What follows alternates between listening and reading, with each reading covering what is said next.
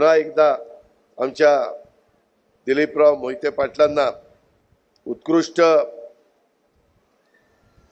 वक्तृत्वाबद्दल जो पुरस्कार मिळाला त्याबद्दल सर्वोत्कृष्ट भाषण। मला तर 34 वर्ष झाली तरी मला काही सर्वोत्कृष्ट भाषणाचा पुरस्कार नाही, मला उत्तम संसदपटूचा पुरस्कार नाही।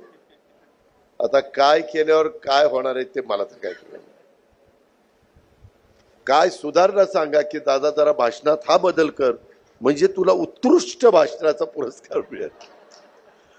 सभागृहात दादा तू असं वाग, अजित असं वाग म्हणजे तू उत्तम संसदपटू होशील। जाऊ द्या, गमतीचा भाग जाऊ द्या, परंतु जे काम करतात त्याला शाबासकी मिळाली पाहिजे, त्याच्यातनं त्यांना हुरूप येतो, इतरांच्या मध्ये पण इच्छा निर्माण होती, अरे त्यांना मिळालं मला का नाही मिळत, आणि तो आणखीन जोमाने कामाला लागतो।